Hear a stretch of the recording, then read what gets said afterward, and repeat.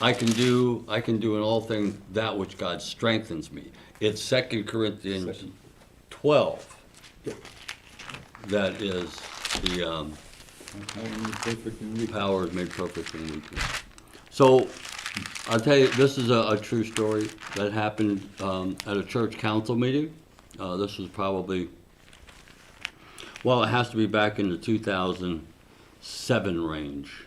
I was asked by the then sitting pastor to go and address church council and encourage them to participate in the worship life of the congregation, you know. And so the first thing that they were doing was trying to decide who's going to be the president. I don't want to be president.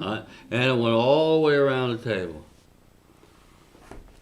And it got to the point where no one wanted to step forward.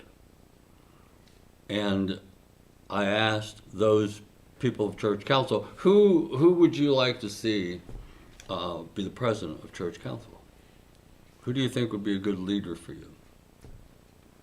And they said, Jeff Heffelfinger. Jeff says, oh, no, not me. I would make a terrible president. And I looked at him, I says, you're the perfect president. And he just looked at me.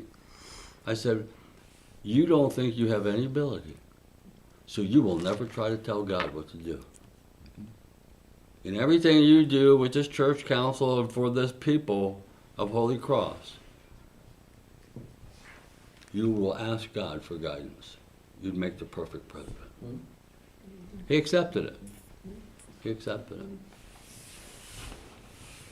So we're not, very similar on the conversation that I had with the husband and wife this past Sunday.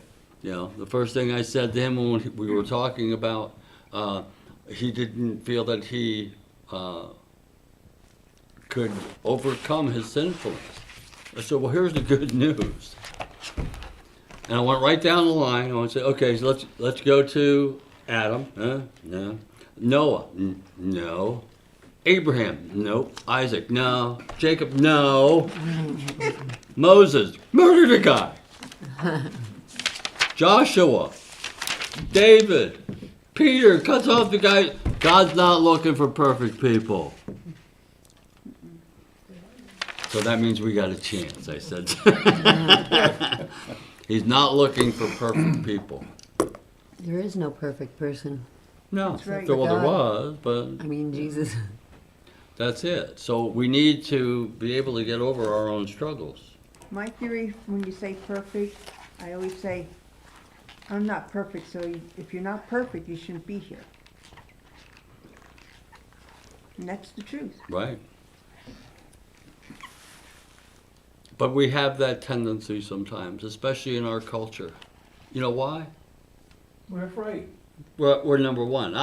Everybody's number one. Really? Mm-hmm. That's the only thing I have against race car drivers. They got a car, they win one race, they're number one. Really?